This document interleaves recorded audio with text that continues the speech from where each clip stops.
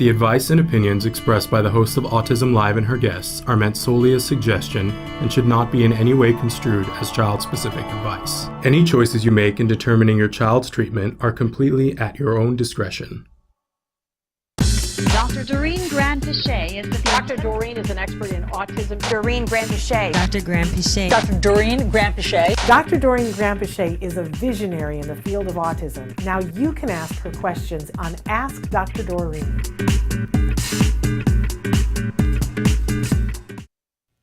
Good morning and welcome to Ask Dr. Doreen. Look who we have in the studio this morning. We're live. It is the Tuesday before Thanksgiving. I have no idea what, it's the 22nd Is of it November. already? Yeah. Yes.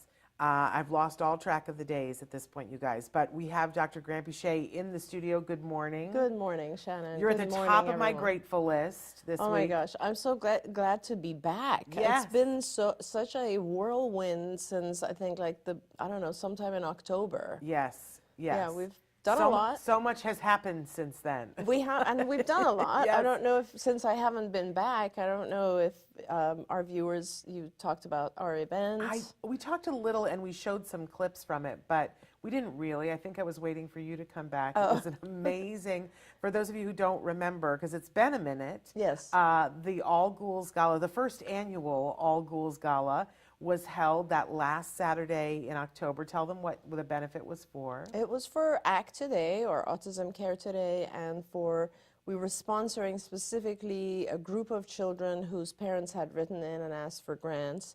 And of course it was a huge Halloween event, and you know, as I had thought, a lot of people out there are like me and they enjoy dressing up. Yes. So it was a pretty big event, and Yes. we had pretty good coverage and really good sponsorship, and I think it was a great success. I will never do it at my house again because that's impossible. But yeah, I'm glad that we had so many people, and it was just great. And today, I guess, if we have the opportunity at the end of the day, we should look at giving out some grants, which is wonderful. Absolutely. It's very exciting. Absolutely. And then after that, I don't know if you know, like literally the day or about 20 hours after that party, Yes. I flew to Saudi Arabia. Yes. And that is a very, very long flight. That's like Yes. 20 somewhat hours of flight time. And then I was there for 10 days. Yes. And that was also wonderful in a lot of ways, sad, but also wonderful. It's a very different lifestyle, and that was an adjustment for me. Even though I was born in Iran, you know, I grew up in a very Western culture, and Saudi is still has certain rules that you have to adhere to. But I saw clinics, I saw schools, I saw families with autism, I saw charity events. I went to an incredible charity event that raised literally $2 million in about 3 hours. Wow. I mean, it was unbelievable because... Did we get the names and addresses of those people? Yeah. Well, let's invite them to next the year's next All one, Ghouls Gala. exactly. And it was a really well done event too. What they had done was a family, the family that you and I both know, had sponsored 100 artists, painters, to work individually with 100 children on the spectrum for a period of about, I think, 3 to 6 months. And each had produced an art piece, and now the charity was selling the art pieces. How brilliant is that? Right, and with that money, now they're going to have a building for art for kids. So that, I mean, it was my fantastic, goodness. right? So, and then I saw schools that are magnificent and lack really high quality ABA type knowledge. I saw Okay. centers where I was So they actually... needed you. It was really important to be there, let's Yeah. put it that way. And then the centers that I went to was very interesting because I met some really talented registered behavior technicians out there, RBTs. And I observed their work, and they were fantastic. I think all they were missing was like a really advanced curriculum, Yeah. like skills. So I'm looking forward to trying to help some of the organizations out there. And, you know, hopefully, excuse me, hopefully I'll be able to help them because, You know, as you know, once I sold Card, I signed a non-competition agreement with Card. Yeah. And so obviously it's they hold me to that. Yes. But you know, from my perspective, helping families on the other side of the world is not really competitive. Right. Since Card really has no intention of opening anything in Saudi Arabia. Right. So I'm going to go ahead and assume that it's okay to help, and I really want to help the families out there and across the Middle East, you know. Yeah. There's kids everywhere Wow. who need our help. And then I came back for literally 2 days. Yes. Then I flew to Philadelphia for, Yes. and this is another wonderful thing, the Eagles Foundation partnered up with UBS, and they had this autism roundtable, which they've had, I think, 6 or 7 times now. I've been to a few of them before. And I did a keynote there about kind of the history of autism, ABA, and sort of, you know, how the world of autism and ABA has changed. Yes. And that was awesome as well. It was really nice. There were and I met, and this was a very cool thing for me. Yeah. 2 different parents were in the audience, and it wasn't a big group. It was, I'd say, somewhere around, I don't know, 70 to 100 people at this roundtable. And 2 different parents came up to me and said, you know, one parent said, you evaluated my daughter and treated her 18 years ago, and then told me all about her. And then a dad came up and said, yeah, my son was with you 20 years ago. He's like 32 now. Yeah, and I was like, wow, that tells you, you know. It's pretty cool, though, to like, I remembered the dad, actually, but it's just really interesting to go back that far. And I got a text from Danny Bowman because she I met saw you her and there, took a picture. You guys know Danny because she appears on Autism Live fairly regularly. She is one of the girls on Love on the Spectrum, the USA version. She's the one that's the animator. And she was at the same conference, and she was excited because you guys just keep missing each other. You keep not being at the same events, and she was really excited to meet you. And she sent me, she's like, look who I finally met. Yes, and I actually had just spoken about Stories from the Spectrum on stage. So when I came down, she immediately said, you know, my work is on there. And I was like, of course I know Danny.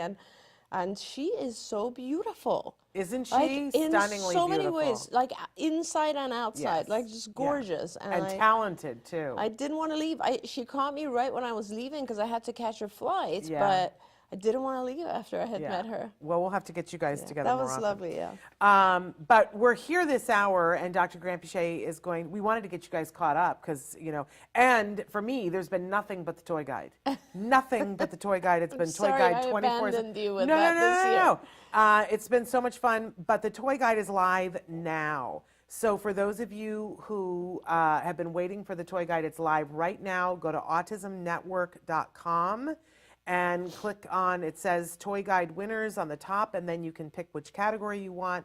The toys are all there. We love feedback from you guys. There is, now if you look at it on mobile, it's slightly different, but there is always a button. It's underneath the toy. So it's the toy, it's what award it won, the toy, a picture of it, a description, what we say about it, and then there is the button that if you push the button, it will take you to a site where you can purchase the toy. That is separate from us, but you guys had asked for that, and we wanted to make it convenient for you. So that is there. When you're doing it on mobile, just make sure, because it was a little confusing for me this morning, we might need to look at moving that, because where to buy it is right above the next toy. So just know that it's the one above that you'll see when you click on it. You'll go, wait a second. And just send us a link in case we want to announce. Well, let's do that. Which is autismnetwork.com and then slash toy guide. Toy guide. There you So go. very simple. So you can find it there. Yep. We hope that you guys will check it out. There are so many different categories. We did sort of age categories. So there's a baby toddler category. There is the preschool category, the school aged, then teen tween, adult, and then a caregiver section. And then within each one of those, there's 16 different awards. Oh, so there's my one gosh. that's for motor skills, there's one for language skills, there's one for social skills, there's the top toy, there's the oldie but goodie, a puzzle toy, a book. I love all the books we chose.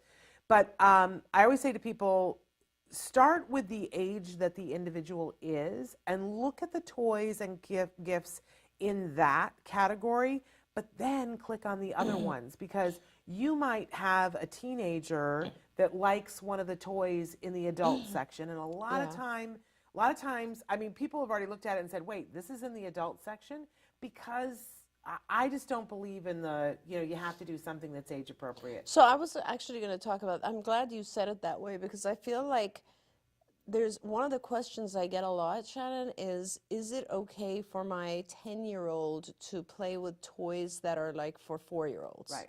And that's kind of an interesting question in itself. And I would say, toys have two purposes, I think. One is just recreation. They're fun. Yep. They're reward. They're reinforcer. And the other is they also mediate interaction with others, okay? So they are like, when you have a toy, other kids will come up and be interested, and then you end up engaging and so on. So if it's, so for the first purpose, I say children should be allowed, and adults too, by the way, should be allowed to play with whatever. It doesn't matter the age. I agree with you completely. The importance is that it is rewarding to them. And so it's important also for our parents who are looking at the toy guide to consider that. Like, look at the things that your child is into, right? And go to that toy or that level as opposed to just their age. Yeah. But for social purposes, I think it's also important for our kids to learn to play with the toys that are popular and age appropriate, because they draw other kids. Yep. And that's basically what you have to do, is a little bit of both. In fact, we added a category this year we've never done it before, but this year we added best video game. Oh, I love that. And we chose things in those age norm categories that are really mainstream, that are not bad, right, that are good games where they'll actually be building social skills in them for those video game winners. But you'll see that there are some things, and we sort of label and say this is a mainstream. Yes. Like there's a Yu-Gi-Oh! Trading game that's in there, and it's labeled this is a good mainstream when you're trying to get them to socialize with people in their age range. But thank you for being one of the experts because just yesterday somebody was saying something about, well, my 21-year-old wants to play with Thomas the Tank Engine. Yeah. And I said, you know what, they're 21. Yeah. Let it go. I just flew back from Texas, and on the plane I watched, Bullet Train? Yeah. And there's an adult male in Bullet Train that the whole movie, he talks about Thomas the Tank Engine. Oh, he does. Every single time something comes up, he compares it to Thomas, and he says, oh, you're like By the way, how amazing was Joey in there? Oh, she's so good. She's amazing. Joey King, right? who was one of the recipients of an award that we gave at the event. That's right. Oh, she's amazing. She is. It's on my list. I want to watch her as the princess, where she just like leaps all over the place and beats the crud out of all these men. It's incredible. She's Joey. If you guys don't know, she's been somebody who's been a supporter of Autism Care Today since she was this little. Yes. I mean, you could carry her around in your pocket. She was so little. And she was always so lovely, like even when she was a little child, she was always so gracious and yeah, so I was very happy that we were able to give her an award. I found out part of the secret of that because she would be little and she would be on the red carpet and she would be speaking very eloquently and intelligently about how people on the spectrum are amazing, and she would always say, one of my best friends is someone who's on the spectrum and she is fabulous and she is wonderful. Well, I didn't know who that best friend was. Chelsea Darnell. No way. Yes, wow. I did not know that. So, That's and then when I found that out, I was like, well, that all makes sense. Totally makes sense. She was around someone her whole life and had that opportunity to see what that was. So, she's been out there since she was little trying to tear down the stigma of, hey, we're all cool. Let's all be together on this. Okay, we got a lot of questions coming in, and we have other questions. Our first question that we were going to start with today, do we even want to go there, or do we want to start taking live? Sure. Our first question that we were going to talk about today is, because you guys have written this in droves in lots of different ways, but how do I teach creativity? Okay, right, or imagination. That's that was the word. So, and thanks for kind of jogging my memory, because that's such a broad topic. And I think the way that we generally deal with teaching, you know, I guess toy play as a whole is developmentally, right? And when you are very, very young, when you're like, let's say, typical development, like 2-year-old, you're looking at things that we call functional play. And these are like, you know, musical toys where you press a button, something happens. It's a cause and effect type of toy, right? You press something, a light goes on. You turn a handle, somebody pops out, whatever it is. So cause and effect type toys. And so you want to start there because those are intrinsically rewarding in a sense because the child does something and they immediately get a response. So that's kind of where we start teaching some toys. And then you go on to, because, you know, your goal is to get to a point that's very abstract, which is imagination or pretend, which is a very different and difficult concept for a lot of our kids. And I guess when I get there, I'll talk about why that's difficult. But you start with that, and then obviously you will go to things that are like more play that is functional, and you have actual objects that you're using. So for instance, before you go to teaching someone, let's say, dressing up, which is an imagination type thing, or pure pretend, you'll do something that's more symbolic. So for instance, you'll use a toy telephone and you teach the child the function of the toy telephone. Because a lot of our kids, they see you on the phone, and nowadays obviously a toy telephone is going to look completely different from the phone they see you on, but there are actually toy telephones like this now too, yes. So, and you teach them by modeling, kind of like, oh, hi, I'm talking to Mom, how are you, and so on, and then they see that, and then you care. And again, Shannon, as you know, like with skills, there's 10 different things going on at the same time that kind of come together, right? So separately, you want to make sure that the child has already mastered enough language and a specific lesson, let's say, called greetings, where they're able to say, hi, my name is, who are you, what are you doing, you know, like some basic social conversation, which now you do it first for real, like you get on another phone, your child is on the phone, and then you do it pretend, where there isn't another person on the phone and they're pretending, and then you do it without the phone, so you do it like holding another object. Right.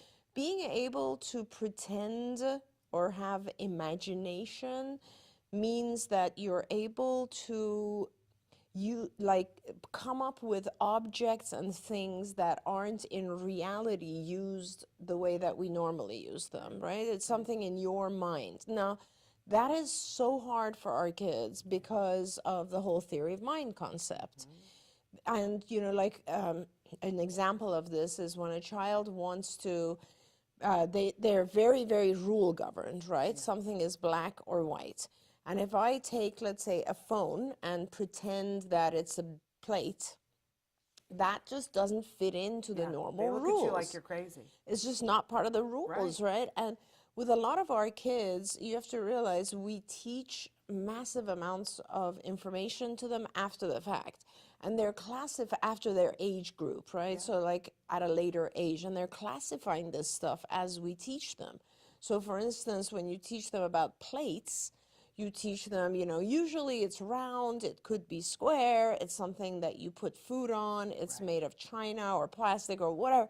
So you teach all these descriptors about that particular thing. Now, removing those rules and applying a completely different rule, it's like, okay, well, I guess this is rectangular. I mean, I guess it could be only because the feature that it has in common is that it's a flat surface, you know, with plates. So all of that is very difficult to get to. So you want to kind of go around and do, you know, a lot of symbolic play, but functional pretend play, and eventually get the child to a point where they're ready to make up things. There's a really good lesson that we had in skills, and again, we've talked about skills, and I don't know if it's available to the public right now, but hopefully it is, and I think soon I'm going to try and write out some of these lessons for publication. But what this particular lesson is you'll just start with something like a basic shape, like a circle, and you'll show it to the child, and the child will most likely say it's a circle because that's what you've taught. And then you'll say, well, I think it's also a cookie. And you teach the child to come up with other things that could potentially, like it could be a pizza, it could be, I don't know, a ball, it could be various other things. It could be the moon. It could be the moon, it could be the sun. Right. And so as you keep doing that, the boundaries that you've taught start to become gray. And that's very, very important for our kids, because when they learn certain rules, they become extremely rule governed, and they become rigid in a sense. And they're like, you know, your bedtime is 8 o'clock means 8 o'clock. It can't be 8:01. Those types of rigid behaviors then start to dissipate because they understand that it's not all black and white, it can be gray.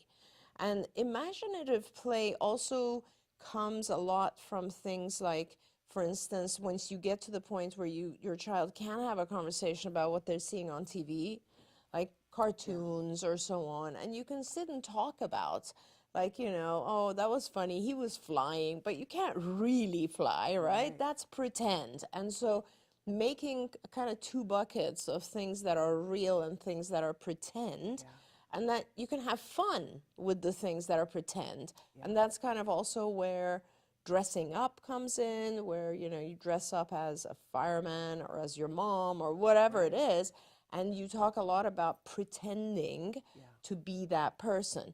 It's very, very helpful because, you know, one of the problems with perspective taking is that our kids are very much only in their own head and have a hard time taking someone else's perspective. And once you get to pretend play, like dress up and that kind of imaginative play, it really helps them to see things from someone else's perspective, which is also a big deal. I think it helps, and tell me if I'm in left field, but I think it helps with anxiety too.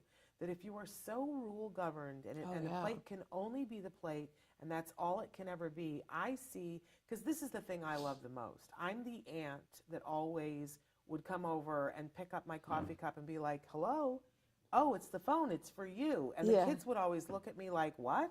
And it would be this thing, and then they would go, oh. And it takes a little bit longer with a lot of kids on the spectrum, but I find that you can get there with them too. And when they go, oh, then this could be other things, I could have fun with that.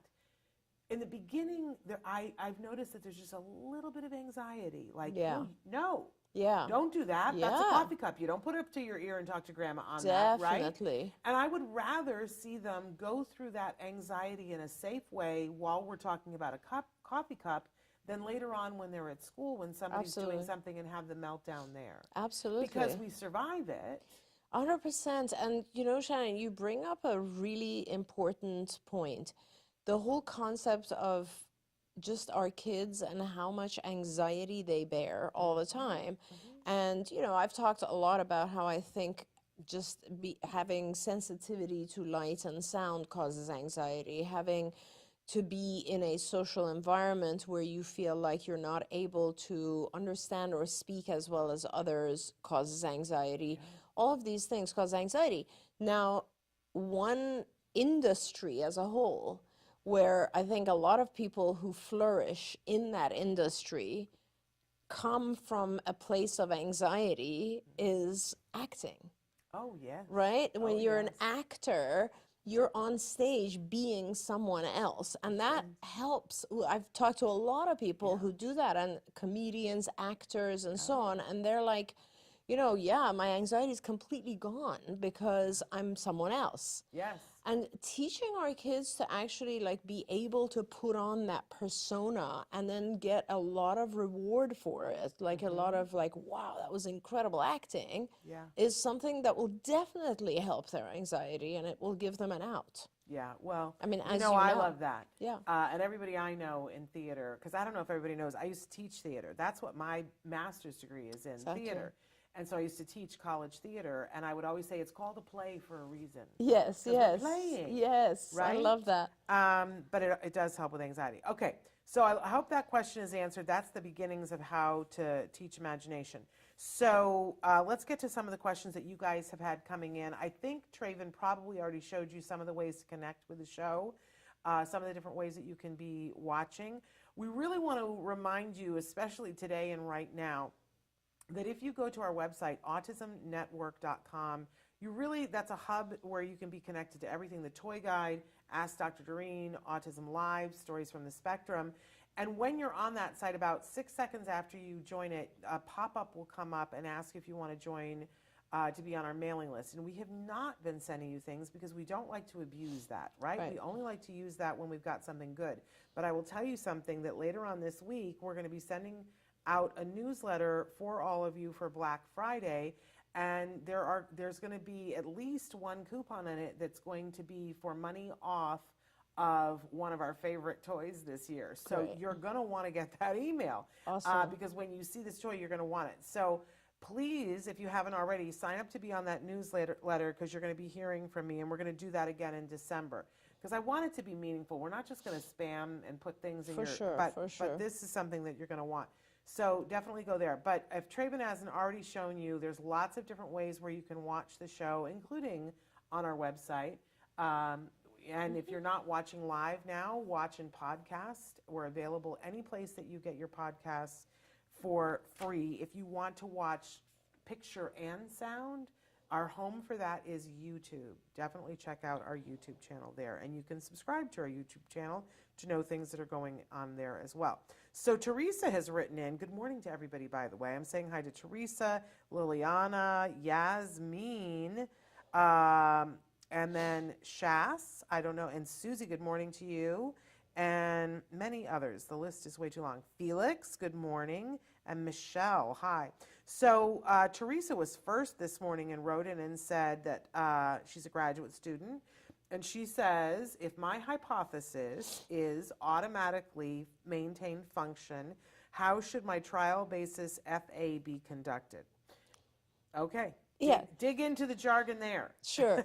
So, your hypothesis has to be some sort of assumption. So your hypothesis is automatically maintain function is this or that, right? It's not just about automatically maintain function. It's some aspect of that. So maybe you can also tell me more about that. But that being said, and just for our viewers, just for our because when you're doing a hypothesis, your hypothesis is, let's say, the moon is green. Okay. You have to have an idea, and then and that's your hypothesis, and then you have to go about proving it right or wrong.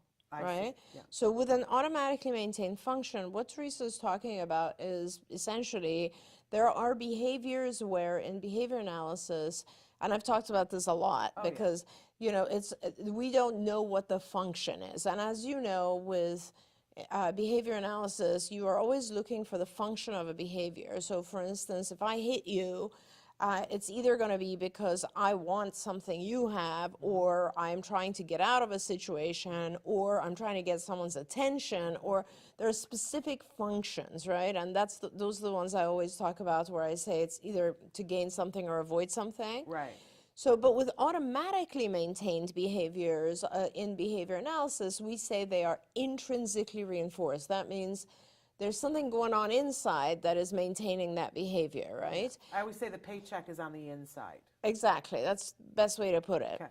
And I think what Teresa's asking is like, if this, and with a functional analysis, what you're trying to do is you look at a behavior and you look at what happened right before it and what happened right after it, and because your point in behavior analysis is to change either the antecedent or the consequence or both, right, in order to change that behavior. Right. So with automatically maintained behaviors, that's very difficult to do. So because you don't know what's going on internally, right? That's causing this or is the consequence of it, right? So for instance, a great example of an automatically maintained behavior is, let's say, visual stimming.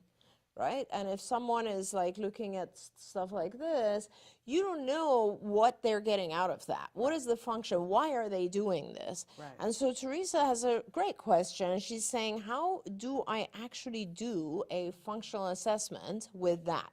Now, you cannot do an experimental functional analysis. The experimental one means that you're trying to instigate a specific behavior Right. and see if what you just did really did cause it. Now, we Right. do that sometimes when we're not sure about the function of a behavior, Right. like a child hits other kids.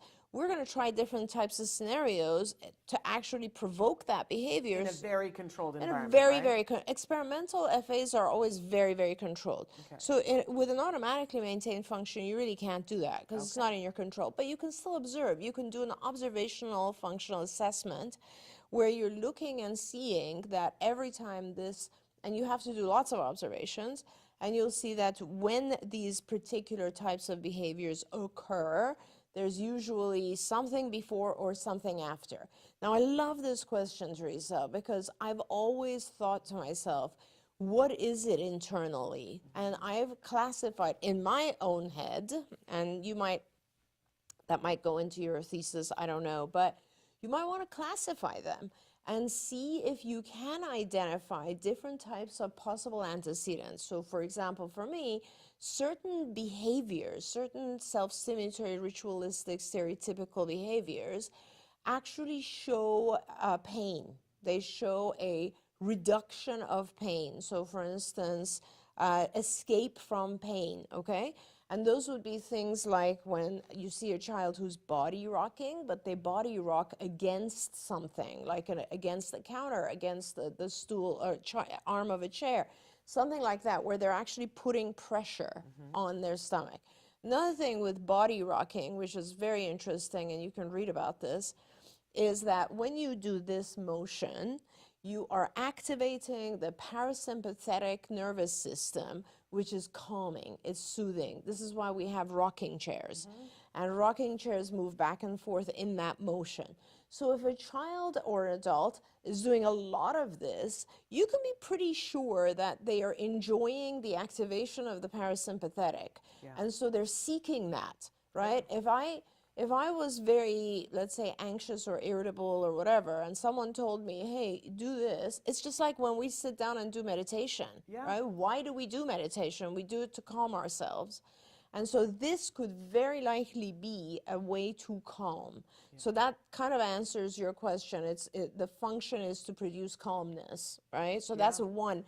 Other things like visual self-stimulatory behaviors, as you know, of course, there's a lot going on with the vision, the input of visual stimuli for our kids, right? Sometimes you have children who have a great difficulty focusing on one object. Sometimes you have children who seek out looking at shadows or looking at patterns just because the patterns help organize things for them. Or you know, it's one of the symptoms of autism is sensory dysregulation. And I wonder often if these types of behaviors that involve visual self-stimulatory behaviors that we currently consider to be automatically maintained are just part of producing some form of sensory regulation for ourselves. Right? It helps the child produce, a lot of times I think our kids have like no proprioceptive sense at all, like they don't know their body in space. And these types of things often perhaps are allowing them to kind of have a border around themselves or give them some sense of security. Now here's the last one, and then I'll let your imagination go with it. But what I've noticed a lot of times, like you look at some of our self-stimulatory behaviors with our kids, they're very, very much similar to obsessive-compulsive behaviors. So for instance, lining up objects, holding two things together, putting things in a perfect order. Those types of things, those are OCD. Those are obsessive-compulsive behaviors. For me, I became a behavior analyst after I was a clinical psychologist. So I always, when I saw those things, I was like, this is OCD. This is like exactly what OCD is. And OCD, don't forget, the compulsions and obsessive compulsiveness are a result of anxiety. We think our hands are dirty, that's the obsession. Then the compulsion is washing. The compulsion gets control over the obsession.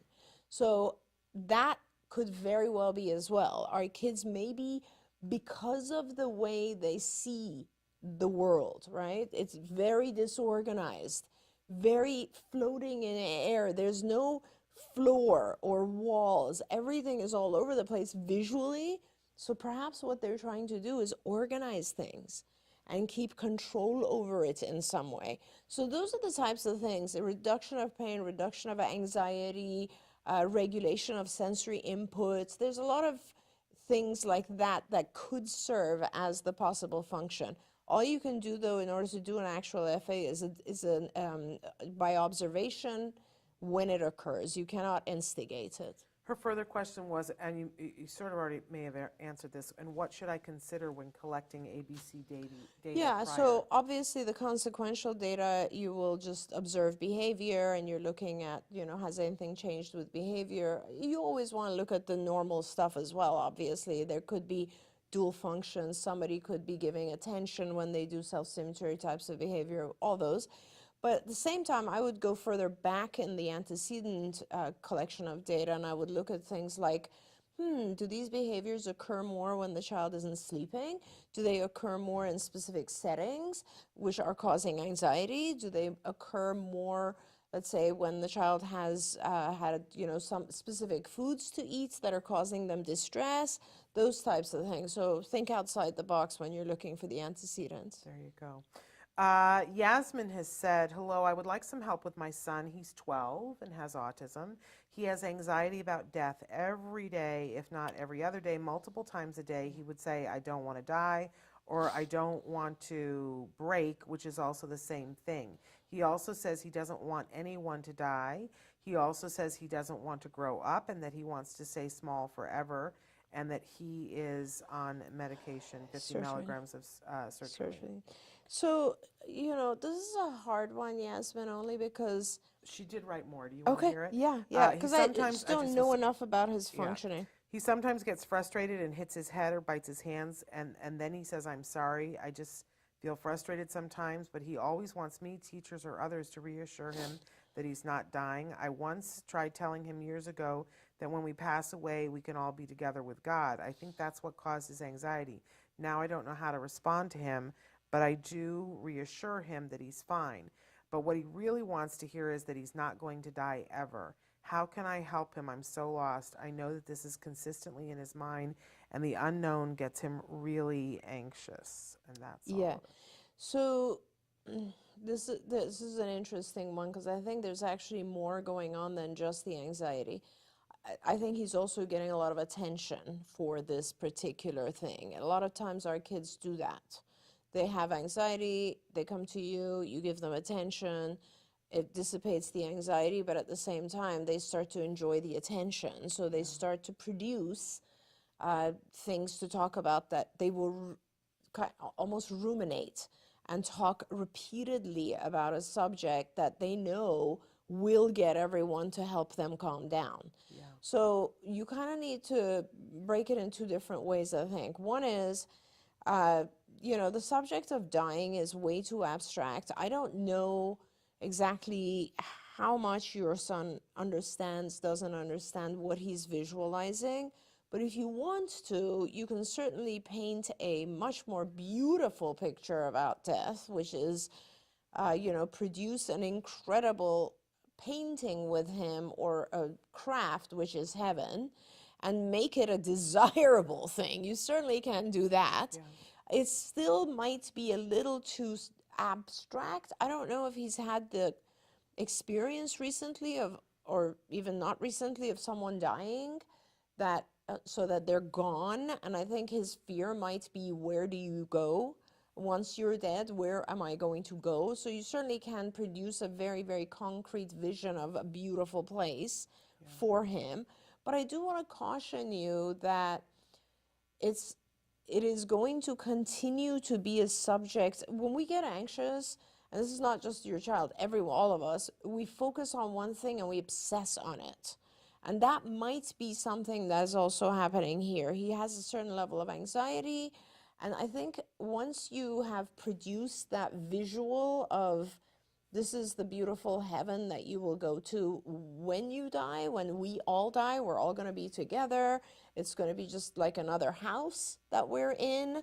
We're all going to be having a great time together, if that's okay with you. Because I know religiously sometimes we're not okay with telling those things to our kids. But it's important, I think, that you paint a much more, since you've already started, we'll all be with God. I don't know if he understands that concept. I think it's important for him to know he'll be with you, with all of his friends, with his toys, with his teachers, with his people that he loves, in his room that he loves. Like nothing really changes for him, or maybe a nicer place that he wants to, like Disneyland, something like that.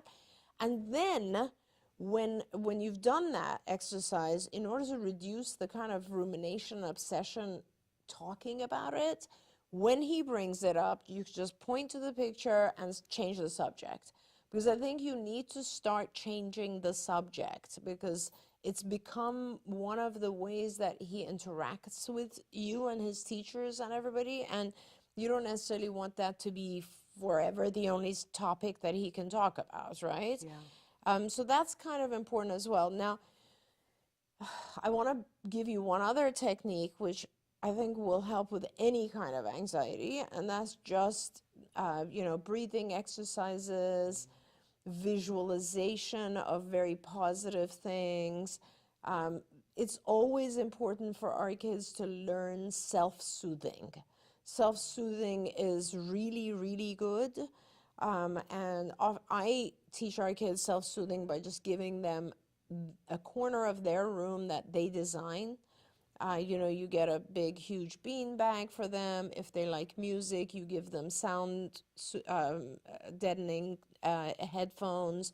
You play their favorite stuff there. If they like an iPad, whatever, the stuffed animals, blanket, whatever it is. And in any scenario where they're not feeling well, that's a place for them to go and self-soothe. So that's another thing if he's really experiencing anxiety. She says they did have a death recently, a few months ago, but they have not yet told him. He believes that the person is still in the hospital. And she asks the question, how do I present it to him? I think she's talking about the visual. I'm not sure. She says, do I say when he asks me if he's dying, or do I set up a day to explain that for him, the visual of the good I would place? set up a day separately, and I wouldn't engage with it when he's saying I'm dying. And I would just start to I would do that pretty fast, pretty soon, and just talk about the beautiful place. Now, sometimes our kids, we don't tell them something, but they hear, they overhear, or, he may know that if someone goes to the hospital, it's not necessarily a good thing, that kind of stuff. So it probably did evoke the whole thing, but I think you can make it a much better experience for him. There you go. Okay, I want to turn to, wait a second, I lost my place. I think. S.H. Ash Yes. said, Dear Doreen, for 9-year-old third grader in gen ed classroom, still has problem with friendship, is fully verbal. School has pulled out special ed support and speech. Only support remains is social group. He still has a big time problem with flexible thinking and friendship. What can be done by the family now? So that is a fantastic question, because a lot of times we think that, and this is, a lot of parents will ask me, why do I hold children out of school until I've taught them a ton of skills? And that's because of this, because a lot of times we think if I put my child in school, they're going to get the support and the experience, and they're just going to learn in vivo, is how I say it. So kind of like as they're living life. And that doesn't usually happen, because there's a lot of feelings and anxiety and skill sets that are missing, and there's a lot of stuff. Let's be honest, the other kids aren't nice. 100%, Shannon. You're and absolutely that's not right. helpful. Totally right. That's and nobody ever thinks of that, and that's a big part of it.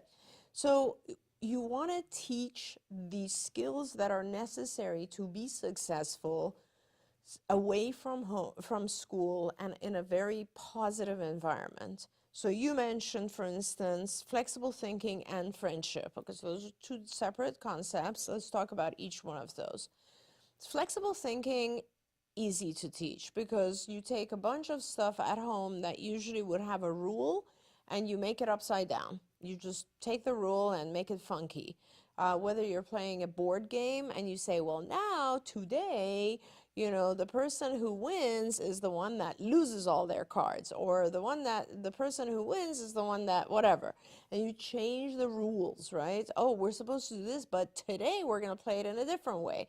That thing that I was talking about earlier with the drawings, like a lot of times you could just take something, and that helps flexible thinking as well, and saying, oh no, this isn't a cookie, this is a piece of pizza, or this is whatever, a moon, or all those types of things. So changing rules, changing order. So let's say we wake up, we brush our teeth, and then we get dressed and we go, today we're going to do it different.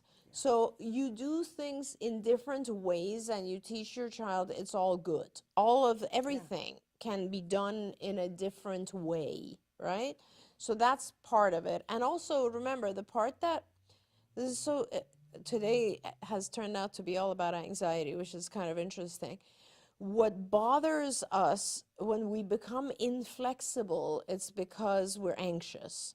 So inflexibility gives us control. Having specific rules about things happening at a certain time and in a certain way makes us feel more in control and safer. Okay, so that tells me that he's having a little bit of a hard time in school. Something is causing him anxiety. Very likely, our kids get to a point, you know, especially 9, it sounds like great language and so on.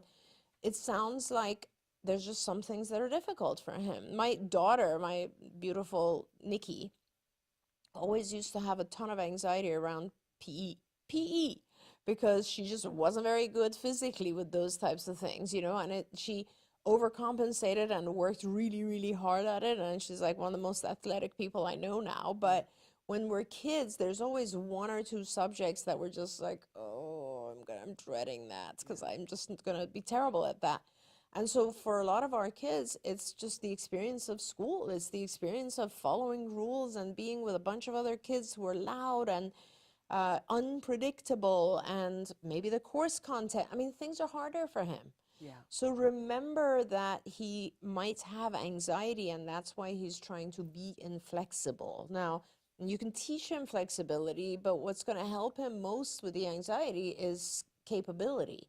Teaching him, giving him tutoring on whatever it might be. That's the better he is with things, the more self-confident he will be in school. Okay, so that's a really important thing. Friendship, that's, you know, I could talk about that for the remaining 20 minutes of the show or 10 minutes of the show. So friendship, the best things that I can tell you real quickly are, first you want to work on the skills, which are things like seeing things from someone else's perspective. So that's the whole array of theory of mind lessons, right? Teaching people, how does someone else feel? What do you think they're thinking? What types of things do you think this person might want if they were to throw a party? When they're sad, what are some things you can do to help them? Like those empathy and perspective taking. Excuse me. But then you also want to teach them things like turn taking, being willing to listen to someone else's subject of interest, not just your own. This is called social conversational skills, right? The distance you stand when you talk to someone, paying attention to someone else, being able to repair a conversation. Like, let's say you're talking about something, someone's losing interest. How do you even tell they're losing interest? How do you repair that conversation? How do you join a group of friends as opposed to one friend? So these are, like, I'd say easily 30 different lessons that go into social behavior, at least 30, maybe 40, 50, like so many different things that you have to teach separately. If if you are interested in learning more about these, then please go on Skills for Autism. And I think that if it's still live online, you should be able to see those when you purchase a license for it. But all of that said, what the whole thing about friendship is just teaching the child to interact with all those skills, but first with one other child. That's my biggest recommendation. We throw our kids into school and we kind of expect them to just fit into a group of kids. No, find a child who is calm, loving, caring, teacher-like. Often I say a slightly older girl is good. And bring them home if you can, as their parents, and see if you can arrange one-on-one play dates, because your child needs to attach to one other person. That will really change their life, really change their life. No matter what age or disability or none, when we have one other friend, our courage multiplies. And when there's two of you in school, your child will do a lot better and will learn from the other child and will interact with others and all that. So that's kind of where I would focus, is teaching a lot of skills outside of school and then doing play dates with one other child if possible. Absolutely. I was told to find either the bossy girl, yes, or the kid who is like a middle child in a family that has, like 6 kids. Absolutely. Or somebody who's an only child where the mom is like, I just need a break. That's true. That's a good one. Right? And that, make your house the fun place to go. Definitely. So that everybody wants to go to your house. Definitely. And keep the play dates as short as you can. It's yes. hard when it's the single mom who wanted the break. That's so she true. wants to be gone for 8 hours. Yeah. But do you know what I mean? Like, I completely seriously. know what you mean. And have the coolest toys. I mean, talking about our toy guide right now, my gosh, yeah. There's so many studies, Shannon, on the fact that toys, a unique toy, draws other kids. Yeah, everybody wants to So visit. that's part of it too. Yeah, you have the Oculus. Everybody wants to come to exactly. your house. I know. I live in that neighborhood. Okay. I wanted to come to your house when he got the Oculus. I love that. You can come to my house and play Oculus. And now it's gotten so crazy. The things that is they he can so do. good? Oh my God. I can't play it. Anyway, I wanted to address, Felix wrote it and said, hello, I just wanted to know about the lawsuit for Tylenol. Yes. I have a son with autism. I called the number that was posted online on the episode. Just wanted to know if it was okay that I gave them my social security number. Okay, because many of you have written in and asked this question, and I want to say this, that when you watch any of the episodes in the last couple of months where we had a specific phone number, that is a law firm that I did all of the research on to vet to see that they are the real deal. And you are entering into a lawsuit arena, so they are going to need your social security number. I know we all feel uncomfortable about that. Yeah. But it is something that they will ask you. But I did vet them. Yeah. Do not. That does not extend to other things that you see online for other law firms, because there are multiple law firms. Oh, are there now? Yes. Oh, I didn't know that. Multiple around the country that are seeking this whole thing. And I have not vetted all of those. I just vetted Shapiro Law Group, and they are the real deal. So, I can speak to them if that helps you. I know it's very uncomfortable when people start asking you, circumstances around your child. When was your child born?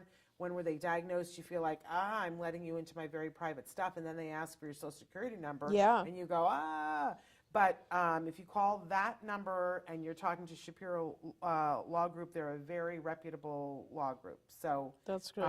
Anyway. And this whole thing, it's so interesting for me because I see it all over the TV as well now. Oh, yes. But it's very interesting because we always knew that, Tylenol is a medication that on its own is very difficult to detox from. Yeah. And we are all told when our babies get vaccinated, or even when we have issues and we're pregnant, take Tylenol or give the baby Tylenol. Yeah. And that obviously now together with all the research about autism and toxicity and so on, it makes sense that this would be happening now. Absolutely, absolutely. Can I tell you, I flew to Texas to be at a party, and that was the number one question that everybody kept coming up to me and saying, talk to me about the Tylenol thing. I've been talking about Tylenol for 10 years. But I mean, like, this is my issue, Shannon. I'm not sure that it's fair to sue Tylenol. I think it's more about what training our doctors get, because it's the doctor who tells you, take Tylenol, give your baby Tylenol. You know what I mean? Well, there are a lot of different aspects to this, and I think what people are learning is that, it's not just one thing, and this is true of a lot of medicines, right? That, you can take one medicine and be perfectly fine, and then if you take another medicine, with that medicine, now suddenly you have a problem. Correct. So what is the problem? Is it this medicine? Is it this medicine? Or is it the person who prescribed it? Or is it the person who is taking it who didn't read the things and put it together, because we're supposed to all know how things interact? So there's a lot here, but what I enjoy is that we're finally asking the meaningful questions. Yes. Because there's some sense to this. Yes. That if you take, I hate it when people just try to shut conversations down and say, oh, it has nothing to do with this and it has nothing to do with that. Maybe in your body. Yeah. But, people react differently to different things. I'm glad that we're looking at things, and this is coming about because a study that was done by the NIH. Yes, absolutely right. It's very reputable. There is more work that needs to be done, but there is a question mark here. Mm-hmm. And the question mark is, what, if you are the manufacturer of something, what did you know? When did you know? Yeah. That's a very important question. Yeah. Yeah. And then how did you disseminate that information? Right. To the public? Yeah. Were you, so all of that's being looked at, and I appreciate that. I want to see, we don't really have time, but we have a question, a mom who is in great need. Yeah, my son has been doing speech therapy. His autism is severe, and he's not interested. He doesn't pay attention. It's not interesting. I don't know what to do. I've already taken away TV. I only let him watch TV on Fridays and Saturdays, Fridays to Sundays now, and all he does is play with his shoelaces or strings or goes to the kitchen for food. I don't know how to balance stuff. I'm trying to do my work for my career, also time to go to the gym, and for my son. I feel guilty when I'm studying, and just wondering how to deal with. I have toys for him. But he has no interest in anything that I've tried.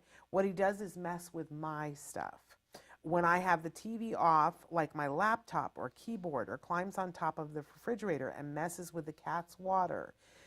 He's 6 years old. He's not yet potty trained because she says that she's tried. It's very difficult. He will fall asleep sometimes between 8 to 10 p.m., and then he wakes up sometimes between 3 to 4 a.m.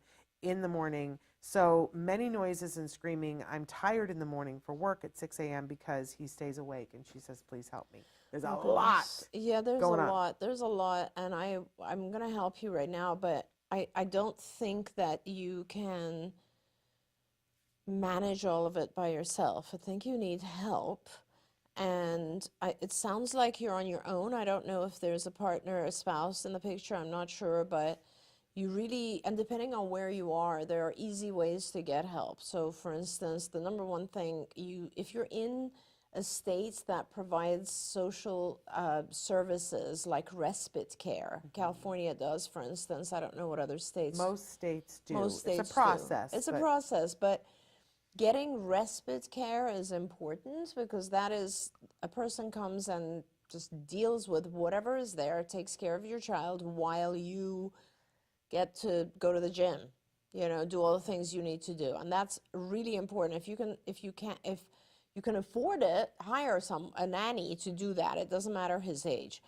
But, and that aside, you should also be applying to your insurance to get ABA help, period. Doesn't matter the child's age, ABA is appropriate for any age, and you need some support. Now, even if you get the very minimum, which is, 10 hours a week, it's going to be very helpful, because they'll start to set some kind of rules around his behavior and set some contingencies in the house that will really help you.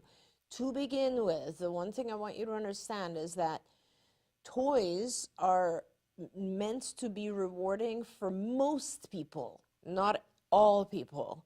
Some of our kids don't necessarily find great joy in toys that are for their age. They find joy in playing with shoelaces. It does not matter.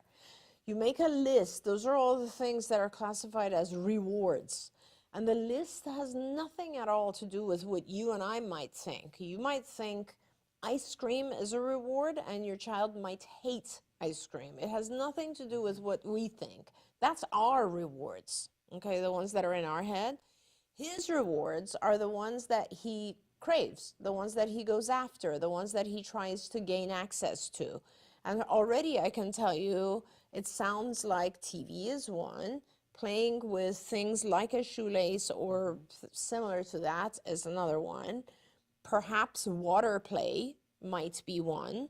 And obviously computer or some sort of technology is one. There's 4, and food, right? There's 5. And those are all in one way or another fine. Some are preferable to others. And you never want your child to be obsessed with only one, but you're very lucky that he's interested in all 5. That's great. So now you have a bunch of things that he likes and a bunch of things you want him to do. Okay, so for instance, you want him to sit quietly for 30 minutes and, you know, while you're working, or I don't know what it might be. You start with a very low requirement, so sitting quietly for 1 minute, and you allow him a large quantity of one of those rewards. And then gradually over time, you increase what you're requesting of him and you decrease the reward so that it's pretty normal. Like it would be very fine for him to have access to a iPad or a laptop or a computer or something for, let's say, 2 30 minutes or 2 hour-long sessions per day. It's not a big deal. That's a very normal thing. So put that into his schedule. Someone who's working in ABA, like a BCBA, if you can get involved with them, will help you produce these types of schedules. And I can see that we're over time, but everything you need to do has to do with using those rewards at the appropriate time and also giving him a schedule. Our kids get into trouble when they have nothing to do. And you need to have a schedule so that he's busy with that schedule. And every step of the schedule, he does something functional, adaptive, good, and he gets a reward for a period of time. He does something else, he gets a reward. And that's how we live our lives. We don't realize that it's really that simple to produce that for our kids. Absolutely. You're brilliant, and I adore you. Thank you. And I love you. I'm so glad that we had this time together with all of you, and I'm sorry that we didn't get to everything. I want you to know that we're back tomorrow live. We're continuing the Festival of Toys. Tomorrow, I'm showing you a bunch of the winners from the teen and tween part of the toy guide and the adult portion. Then, starting on Thursday morning, we have our Thanksgiving Festival of Toys Marathon. Wow. So we're going to show you, over the years, some of the great toys that we have demoed. You'll see Dr. Granpeesheh playing with toys with me. You'll see my husband. You'll see past producers. My kids. Your kids. Nancy Allspot Jackson. Awesome. You know, the only person I haven't made do it is my son. Oh my gosh. At some point, I need to make him do that Absolutely. with me. But anyway, you'll see all the craziness because we play with the toys and we have a good time. So all of them, you'll get to see all of that. Traven's got that ready for you guys. But tomorrow, we're back live. But if you aren't here with us, make sure we want to wish you a very happy Thanksgiving. Happy Thanksgiving to all of our viewers and to you and to Traven. I'm very grateful for you both. Thank you. We're so grateful for you. But don't go away. Come back tomorrow to see the teen, tween, and adult category winners because they're fabulous. Some of them are just incredible. And there's a coupon for, and make sure you sign up for our newsletter. So we'll see you tomorrow. Until then, give your kiddos a hug from me and one for you too. Bye-bye for now. Don't forget, you can watch Ask Dr. Doreen live every Tuesday morning at 10 a.m. Pacific time. We hope to see you there.